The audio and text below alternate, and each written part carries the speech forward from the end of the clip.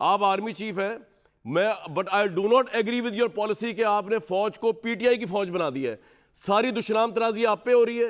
अब मुझे जरा अर्ज करने दीजिएगा, एक तो पर्सनल एक्सप्लेनेशन पे बात करूंगा और दूसरी आपने एक बात कही कि इसका मतलब ये है कि जनरल बाजवा ए पॉलिटिकल नहीं थे। कॉल कर सकता हूं, नहीं सर, आप तो कर सकते हैं, आप ना भी करें आप। मैं हर एक से अली भाई जरा मेरी अर्ज सुन लीजिए, सवाए अपने उस्ताद से। बिल्कुल ठीक सर, मैं बात कुछ और कर रहा हूँ। मैं ये कह रहा हूँ कि आपकी ये बात जो थी ना कि जनरल बाजवा फिर ए पॉलिटिकल नहीं थे, तो आप मैक्सिमम ये कह सकते हैं वो ए पॉलिटिकल नहीं थे आपके हक में, क्योंकि अगर मोनेस इलाही और चौधरी परवेज इलाही से सवाल पूछना चाहिए ना सर। एक तो ये सवाल, क्योंकि ये तो वो दावा कर रहे हैं, मैं तो दावा नहीं कर रहा। तकरीर में ये कहना चाहिए था मैं ए पॉलिटिकल सिर्फ तरीके इंसाफ के लिए नहीं था, फिर बाजवा साहब नहीं, लेकिन मोनेस इलाही कह रहे हैं कि वो ए पॉलिटिकल आपके लिए नहीं थे, वो आपके हक में, वो तो यही कह रहे हैं ना सर। वो कह रहे हैं कि हम दरियाओं के रुख मोड़ दिए उन्होंने। उस्ताद मोहतरम आ गई आपकी, मोहसिन कह रहा, मोनिस कह रहा, मोनिस आपके दिल की बात लोगों तक पहुंच गई। नहीं, अब मैं अपनी दिल की बात बताता हूँ। आपने ये कहा कि जी आप तो ये आज जब जनरल बाजवा रिटायर हो गए तो आप ये बात कह लेंगे कि जनरल बाजवा गलत बयानी कर रहे थे, और शायद मैं ये नहीं कह सकता। तो मेरे भाई आपको मैं रिकॉर्ड पे सुनाया तो वाकया तीसरी दफा ऐसे बता रहा हूँ, डिटेल से बता देता हूँ।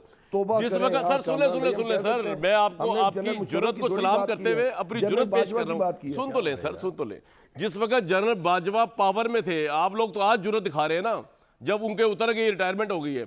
जब वो पावर में थे ना और इमरान खान साहब एक पेज पे थे, उस वक्त बाजवा साहब ने मुझे बहुत डांटा था 1-to-1 मीटिंग में कि ये क्या तुम बुज़दार के खिलाफ शोज करते रहते हो, क्या तुम इमरान खान के खिलाफ करते रहते हो। सर सुन तो ले यार प्रोड्यूसर साहब की बात तो सुनवाने देना।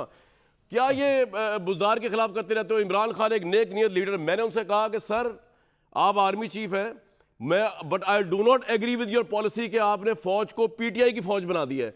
सारी दुश्मनाम तराजी आप पे हो रही है, मीडिया भी, ऑपोजिशन भी, आप पूरे मुल्क की फौज होना चाहिए। ये जो आपने हरकत की है ये किसी भी लिहाज से पाकिस्तान और फौज के इंटरेस्ट में नहीं। ये मैंने बाजवा साहब को फेस टू फेस बैठ के कहा था जब when he was all powerful, और उस वक्त आप एक पेज पे थे। तो अब तो जो कोई कहे अब तो मैं जनरल बाजवा को क्यों बुरा भला कहूँ, अब तो उनका पावर ही नहीं रही। अब तो ये मैं समझूंगा मेरी कमजरफी होगी कि अब मैं शुरू हो जाऊँ, लेकिन बहरहाल मेरे पे तो उनका कोई एहसान नहीं है। जिन पे एहसानात हैं वो डील कर रहे हैं जिस तरीके से, वो हम देख रहे हैं, एक डिनाइल मूड में है और एक अप्रिशिएशन मूड में है। लेकिन मैं आगे तक चलता हूँ डॉक्टर मुसद्दिक मलिक साहब के पास। डॉक्टर साहब, आपकी जुर्रत कैसी हुई रशिया जाने की? पहली बात तो ये, क्योंकि हमने तो सुना था कि ये सारा मामला जो था इंपोर्टेड गवर्नमेंट का, ये सारा चला इसलिए कि इमरान खान साहब जो है वो चले गए अमेरिका की मर्जी के बगैर रशिया से तेल लेने, और अमेरिका चाहता नहीं था। आप किस तरह इंपोर्टेड गवर्नमेंट का फेदर लगा के रशिया की सरजमीन में जाने की जुर्रत कैसे हुई आपकी? जी वैसे तो मैं सिर्फ रशिया की सरजमीन पे नहीं गया, आपको तो मालूम है। इससे पहले मैं आज़रबाईजान भी गया हूँ, जहाँ पे बहुत सी कामयाबियाँ हैं जो बहुत जल्द मैं अनाउंस करूँगा।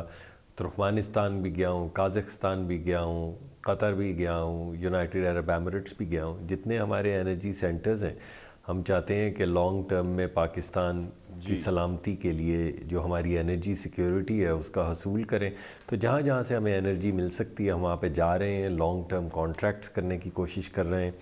और जैसा कि आपने कहा कि सिर्फ रूस गए नहीं, बल्कि वहाँ से एक बाकायदा उनके साथ बात करके आए हैं जिसमें हमें सस्ता तेल मिलेगा, खाम तेल मिलेगा, जिसके ज़रिए हम अपनी जो यहाँ पे फैक्ट्रियाँ हैं, रिफाइनरीज जिनको हम कहते हैं, उसमें डीजल और पेट्रोल बना सकेंगे। सीरियस नोट, अमेरिका को कंसर्न तो होगा ना, मतलब लिविंग असाइड वो इमरान खान साहब वाली बात को साइड पे भी रख दें, अमेरिका जो रशिया जिस तरह पूरे यूरोप के साथ पंगा लेके बैठा हुआ है, तो आपने किस तरह अमेरिका को मैनेज किया होगा? आप किस तरह चले गए रशिया? ये समझ नहीं आई बात। देखें इस वक्त अगर आप यूरोप को देखें तो आज भी यूरोप में रशियन गैस जा रही है। बिल्कुल जिस तरह रशियन गैस जा रही है उसी तरीक़ाकार से एक अबव बोर्ड तरीके से हम खाम तेल भी लेंगे और रिफ़ाइंड प्रोडक्ट्स भी लेंगे। जिस तरह बाकी दुनिया को डिस्काउंट मिल रहे हैं उसी तरह हमें भी डिस्काउंट मिलेंगे। इस वजह से इसमें तो कोई ऐसा मसला नहीं है।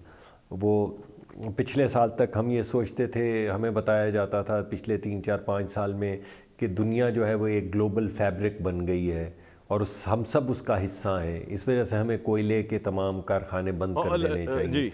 और फिर हमें पता चला कि यूरोप के बड़े बड़े ममालिक जो हैं, गैस तो हमारे पास इस वक्त है नहीं ना, तो ये जो आप मुआहदा भी कर रहे हैं पता नहीं कितने सालों में ये गैस वहाँ से आएगी। दूसरा ये था कि आप लोग आर्गूमेंट दिया करते थे कि इमरान खान साहब ये जो रशिया से गैस लेने जा रहे हैं वो तो क्रूड जो गैस या तेल है, खासतौर पर तेल के बारे में आप कहा करते थे कि पाकिस्तान में ऐसी कोई रिफाइनरी नहीं बनी, वो यूएई की ऑयल रिफाइन कर सकते हैं, रशिया का नहीं कर सकते। तो अब ये लोगों को आंखों में धोखा देने के लिए जाया जा रहा है, दिखाने के लिए। और इस साल का तो मसला हल नहीं होगा जो गैस की लोड शेडिंग हो रही है रशिया आपके जाने से। नहीं जी आप बिल्कुल, मैं आपको चीज़ों का जवाब देता हूँ। पहली बात तो ये है कि जो हम तेल के मुआहदे कर रहे हैं, ये तो 1-1.5 महीने के बाद तेल आना शुरू हो जाएगा, खाम तेल भी आना शुरू हो जाएगा, डीजल भी आना शुरू हो जाएगा और पेट्रोल भी आना शुरू हो जाएगा। इस वजह से इसमें तो कोई लॉन्ग टर्म बात नहीं है, ये तो उनका एक वफ़द आ रहा है जनवरी में, और उसमें हम कोशिश करेंगे कि तब तक, यानी अगले 1 महीने के अंदर अंदर ये तमाम चीज़ें जो हैं इनको साइन कर दिया जाए। जो हमारी तंजीमें हैं जैसे PSO है, ये दीगर तंजीमें हैं, PLL है, उनके साथ मुआहदे हो जाए और हम ये चीज़ें ले सकें। मुसद्दिक लॉन्ग टर्म जो है मैं तो ये कह रहा हूँ कि आपके पास टाइम रहा कितना गया है। इधर तो इमरान खान जो है तोड़ने को दर पे है, पंजाब की असेंबली आप लोगों के ऊपर प्रेशर ही बढ़ा है। आप टाइम रहा कितना गया जो इतने बड़े एग्रीमेंट्स कर रहे हैं? कोई बात नहीं, देखिए आप नहीं, मगर आप ये तो नहीं, तो जिसको भी आवाम लेकर आएगी, ये तो मुल्की मुफाद में तमाम चीज़ें हो रही हैं ना। तो अगर मुल्की मुफाद में कुछ हो रहा है, हमें अगर आवाम लेकर आएगी तो हम लेकर उसको आगे चलेंगे। अगर हमें आवाम नहीं लेकर आती है तो जो भी आएगा, जो हुकूमत भी आएगी, उसको ये एडवांटेज हासिल होगा कि ये जो हम इस वक्त डील स्ट्रक्चर कर रहे हैं, आने वाले वक्तों में गरीब लोगों को उससे रिलीफ मिले। तो इससे क्या गर्ज है? हमारा पहली वफादारी तो मुल्क के साथ है ना। मुल्क को तो बर्बाद नहीं करेंगे इसलिए कि जो 2 महीने में हो सकता है वो कर जाओ, मगर जो 2 साल में होने वाला है उसे छोड़ दो, क्योंकि हम तो 2 साल में अभी इलेक्शन हो जाएंगे, फिर इलेक्शन के बगैर हमने तो कोई ऐसी चीज़ नहीं की। तुर्कमानिस्तान से भी जो बात हम करके आए हैं वो लॉन्ग टर्म प्रोजेक्ट है। जो आज़रबाईजान से बात की है उसमें शॉर्ट टर्म कंपोनेंट है। अब ये बहुत कुछ चंद दिनों में मैं आपको दोबारा बताऊंगा कि हमारे आज़रबाईजान के साथ क्या, आपका बिल्कुल पॉइंट आ गया। कुछ दिनों के बाद तो आप बताएंगे, पता नहीं जब तक आप वजीर या आपकी हुकूमत रहती है भी नहीं रहती, क्योंकि जो मुल्क के हालात चल रहे हैं। और मैं इमरान खान की इस बात से एग्री करता हूं। मैंने आपको बताया ना कामरान साहब। फिर जी मुसद्दिक साहब बोले बुलाएंगे तो आप फिर भी नहीं वो मैं बुलाऊंगा, का रिश्ता तो है ना, आप फिर भी वैसे आपस की बात ये तो आपका पता नहीं चला, हम आपको बता देंगे कि इसका क्या फायदा है। आपका पता नहीं चला आप मिनिस्टर है। और अली नवाज ऐवान को देखे मेरे भाई को, वो मिनिस्टर ना भी हो तो लगता है कि आज भी मिनिस्टर जिस धरले से वो बातें करते हैं, चाहे आवाज बैठी हुई भी हो। लीजिए एक ब्रेक लेंगे। बॉडी लैंग्वेज की बात है और मैं आके बाकी पैनल से तो पूछूंगा, लेकिन न्यायी साहब से भी पूछूंगा कि जनाब ये इस मुल्क के अंदर इस वक्त सियासत जो है क्या अब टोटली ए पॉलिटिकल हो चुकी है, या हो चुकी है लेकिन कोई 1 या 2 पार्टी उसको अपनी तरफ खींच के दोबारा पॉलिटिकल करने की कोशिश कर रही है?